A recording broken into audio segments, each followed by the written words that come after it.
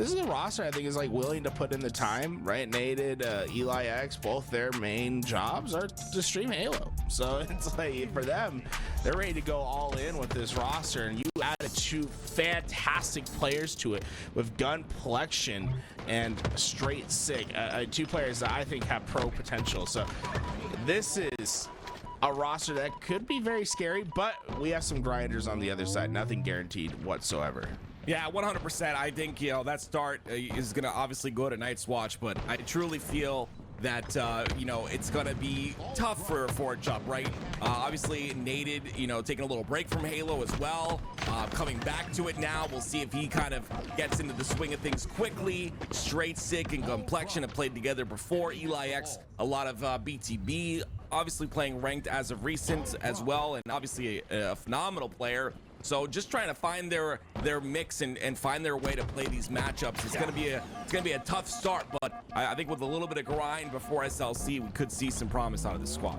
I like how Night's Watch swings really efficient at the moment, right? They instantly went for that ball, got it up into a high position. Once they start to lose numbers, they drop it, start to play for the Slays once again. They've done a great job at keeping space between that ball and the players of Forge Hub. And while Forge Hub are getting these kills, they've yet to get any bit of time from it. 36 seconds from, you know, not that big of a slaying performance thus far. I mean, they won the first round of Slays, but that's just about it. Forge Hub finally getting their chance with the Rock, though. Yeah, I mean, great break by Forge Hub, right? They're going to get their chance, like you said. 2 kills will also give them a bit more time here. It's going to be Night's Watch who are still going to try to break, even though they don't have that numbers advantage, and they find a way through the PD side of the map. That's huge. Enemy has the ball. Stray Sick can make something happen here. He's got the gun that barks, so I guess already, you know, not sub GA's being abided too. You know, that's the thing about GAs. It has to be for everyone. It looks like it might be only the pro teams that have agreed to this one. You know, this is something that's a little bit different than the GA that we saw for the Mangler. It doesn't feel as if it's as widely accepted from the general community as the Mangler was. And when I say the general community, I mean like the competitive players who are playing in these tournaments. Right. The Mangler, and no one really had fun when that thing was on the map. Some people, you know, are gonna enjoy using a disruptor, a shotgun, a heat wave. I wouldn't be surprised if we only see that the top 8 teams really participate in that GA.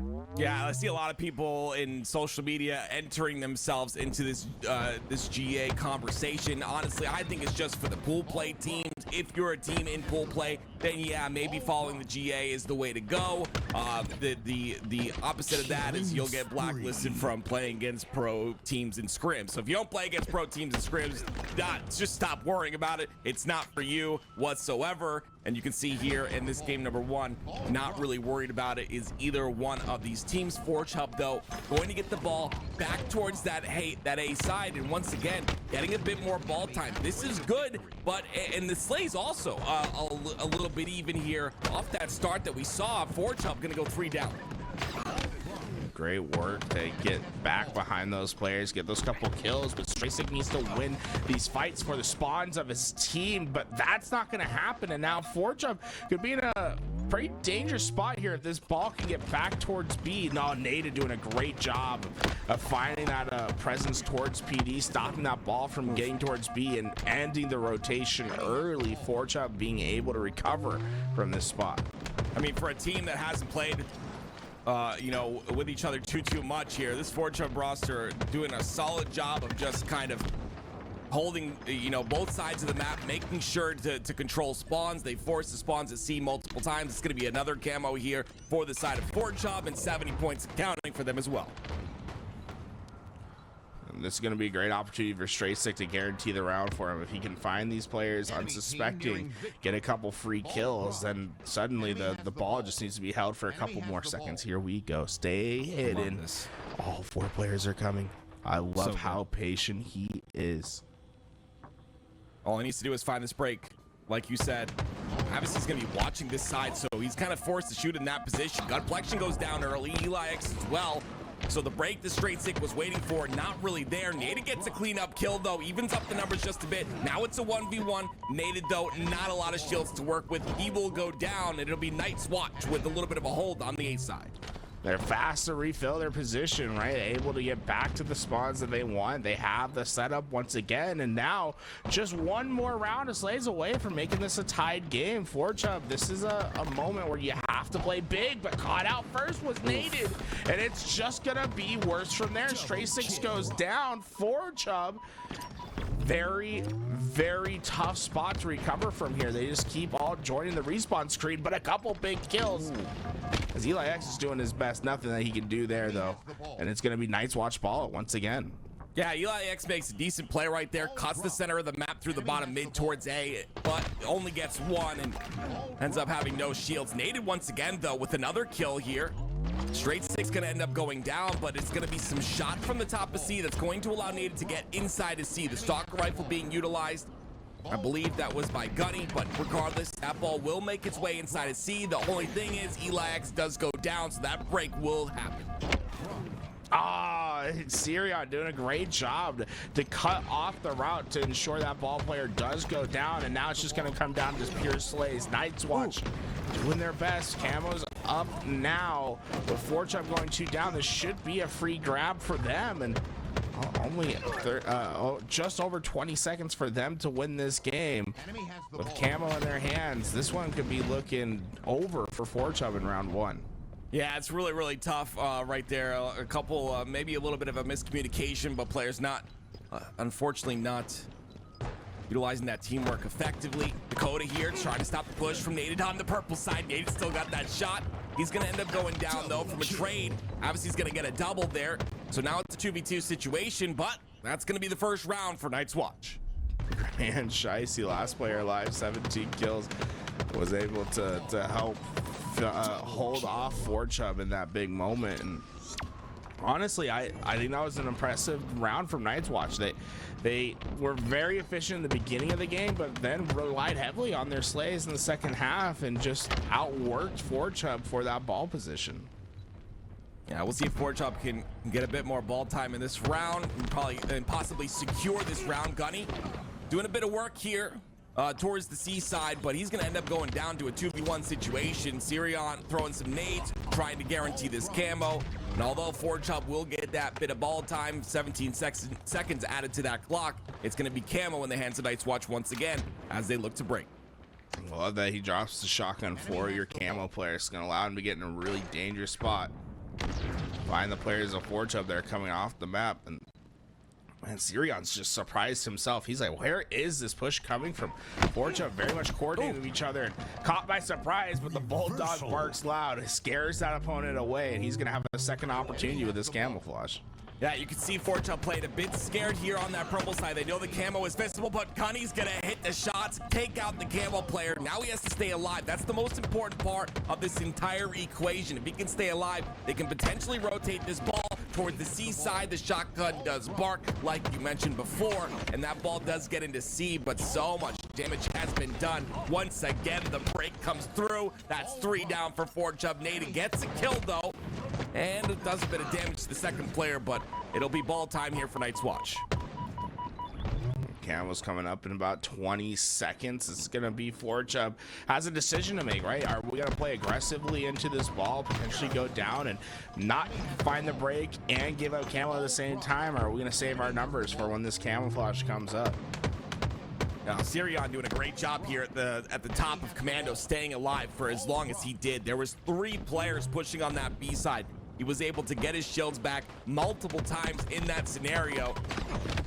And that's going to be Straight Sick trying to win that fight inside the mid. He's going to go down, and unfortunately, Dakota's going to catch Naded off as well. That should be a camo here for the side of Night's Watch, as long as Dakota can win this fight.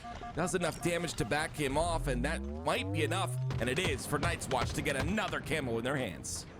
Wow, that's crazy. Obviously able to get away, and what Night's Watch played that so well, right? They brought that ball out of that high position, condensed their numbers towards camo, and really focused on getting the slays, right? They were focused on not only winning the fight, but getting away with camo, not burning it, not trying to play too quick, and it's working out well for them thus far. They've been able to get a huge chunk of time. Yeah, lots of time being added here. Avicii gonna try and win another fight on the mid side. Straight sick. Not going to expect him to reach out there. He does. 3 down for Forchub. Some more time for Night's Watch once again. And honestly, it has to do for me just the ability for Night's Watch to get that initial kill onto Forchub and make the numbers advantage go in their favor. It's happened time and time again. But I gotta point out, Gunplexion 22 and 14, 30 seconds of ball time, having a solid game. Yeah, he really broke through by himself there. Unfortunately, just too many players to handle. And the shotgun back up into the hands of Avicii, and it's going to make life so much easier for this team. Only one good hold left for them to take this game 1. 19 seconds is all that remains here. 19 points, I should say. Grand Shiesty doing his best to stay alive to make sure he's defending on this B side. He does get a lot of damage, which allows Dakota to clean it up and get the double on top of that. Another camo is up once again. Eli X trying to make his run. This could be the overkill here from Dakota. It's going to be enough damage. The trade will come out, but that will be game number 1 in favor of Night's Watch. And for them to come back and give it another shot is great to see. We'll see if they can pull it together here for game number 2. Obviously trying to do his best to survive. He took some heavy damage off the rip, and it's going to keep him behind that wall while his teammates just get eviscerated in the middle of the map. Camo to Gunplexion and everything going right for Forchub early in the game. Yeah, I love this. This is great. Eli X holding this last side. His job is to stay alive in this scenario. Gunplexion, you see with the shock rifle and the kill feed, he's going to get 1 as well. And you see the split spawn starting to happen. Grand Shiesty gets a big kill on the kill feed as well. But Naded's got a beautiful flank here on Avicii. If he can get this kill, potentially it'll put him in a good spot, and he does just that. Tries to stay alive, but ends up falling. 8-5, Forchub lead. That's my rule for the Disruptor. That Disruptor did the damage over time, didn't even kill him. And he was one shot when that damage over time started going in. We don't need a GA. It's okay. Everything else I'm fine with being GA. That one, Disruptor, keep my Disruptor in the game, please. Oh, there we go. Yo, Eli X perfect reverser in him. Okay, I see you. That's what you like to see, man. Eli X starting to step it up a bit. Definitely a very talented player. 13-11 now. You see Gunplexion with 6 kills already in this game, 6-2 to start off here. Staying on board with Eli X. I like this. You see, trying to defend on that blue side as the spawns come up, but there are some splits here, and the flank comes through. He's going to find himself in a bad spot, stays alive, and the trade comes through. This is beautiful teamwork out of this squad. Naded's going to get another one as well. Really great job by Naded and Eli X to try and get these trade kills, but still, Night's Watch off a spawn keeps pushing through. Avicii is the knight in shining armor for these players over in Yard. Was able to get the perfect shots and keep his 1 shot alive. It's going to do 2 things, right? You get numbers advantage, but it also gives you the insight control for camouflage at the same time while spawn trapping Forchub into the nest spawn trap. This is a dangerous position for Forchub, and it could take quite a while for them to recover. Yeah, this camo is deadly. This camo has really put a thorn in the side of Forchub here, and Grand Shiesty taking control of that. It's going to stagger the spawns. You see Straight Sig, Eli X, and Naded all spawn together. Gunplex is going to be the last spawner on that loop side, but Grand Shiesty with camo not being targeted whatsoever, doing so much damage, and all that damage being cleaned up. All 4 dead for Forchub. Look at this. They're just going to cycle between different spawn traps, right? They were able to start with the nest spawn trap, then they go back to loop. Now it's to the nest once again, and look at the space that Night's Watch is taking. They have players to the left and right. It's going to be tough for any of these players, Forchub, to get much space to work with. A killing spree comes in, and this game is completely transformed since the start. Yeah, Night's Watch ended up going 3 down, but they traded 2 for those 3, and with that, they continue on this lead here. I see a couple go down. Naded and Straight Sick working really well together. Straight Sick, though, going to get targeted by multiple. He's going to fall. You see, it's just staggered spawns over and over again. A great job by Night's Watch to keep the gas pedal down and keep pushing these spawners from Forchub. Sirion has a shock rifle, and what's going to be tough for Forchub is how you have to take this approach, right? If you go out to in the open, you're going to have at least a shock rifle looking at you one way, and Just makes it so much harder to find your break. Gunplexion, though, oh man, talk about a big couple kills from him. It's a double that could turn into 3. No, Dakota shuts it down, but he was able to at least buy the opportunity for Forchub to start having just individual fights to win. Now it's not these just collapses that we were seeing, and you know, recovering in I think an appropriate amount of time. You're only down 4. You can easily bring this game back. They've been able to recover from a dangerous position, especially with Gunplexion getting this next camo. It could be their time to run. Oh yeah, it's the wolf packing around is great as well. Gunplexion's got to be a little aggravated with that one though. They didn't continue on the push there. Gunplexion ends up getting into a fight, ends up going down. It was camo in his hands as well, so losing that's going to be devastating. But Naded starting to heat up. Eli X starting to get some kills as well. This is looking pretty solid here for the start of Forge Hub, and 3 kills, and they'll potentially tie this up. Gotta be patient here for Forge. Make sure that you're looking at each other's helps and find the first pick. Oof, 3 down for Forge Hub. That's going to be rough. You see a lot of trades being attempted there, and unfortunately, those trades won't turn into anything. 41-36 now. Night's Watch still have that lead, and what we saw Forge Hub with a bit of wolf packing, like I said, and it was working out. There's 3 of them pushing one side, 1 off player, pushing different angles. You see Gunplexion a little too aggressive there on the blue side. He ends up going down pretty quickly, and with that, it's a 6-kill lead here for Night's Watch. Yeah, this is about just the end of the road for Forge Hub. You're just running out of runway to make your comeback happen. With them keep going 3 down. One final spawn trap for Night's Watch is they're gonna see all the spawners of Forge Hub come in from the nest side. It's a matter of them getting a couple more kills, and well, they're gonna finish this thing off strong. Remember, Night's Watch was in a great position to just run away with the game, and Forge Hub fought back. But Gunplexion getting that camo and them having the 3 down, and game 3, baby. Forge Hub, Night's Watch. Let's get into it. This is all or nothing for Forge Hub here. You'd like to see them at least take a game off this very good Night's Watch team, but so far power weapon control just has not been in their favor, with them going 3 down. Shock rifle back in their possession. This is gonna be a tough road for Forge Hub. Yeah, 100%. I gotta see one of these guys pop off. Naded straight sick. I gotta see it, man. I know they have it in them. It's just one of those things, you know. But as you can see, the triple cap is still in effect. They get the 2 kills down on the pipe side. That's gonna separate the spawns just a bit. Gunny's gonna even up the numbers a tad, and Nade's gonna win a fight against Grand Shiesty. A beautiful fight won by him. That'll contain the pipe control and will get him B potentially. Unfortunately, has to be careful of this game. These trip caps can make this thing over well before you expect it. We're a minute in, and already just about 60 points for Night's Watch in this game. These trip caps can be deadly quickly. I love that by Naded right there inside of B, though. You see that he, although was one shot, knows he's gonna die on that pillar, just tries to do as much damage as possible with Gunny pushing on that battle edge side, and unfortunately it's not enough, but they do stop the bleeding for just a bit. It's 60 points and counting here for Night's Watch, though, and they're looking to get A as well.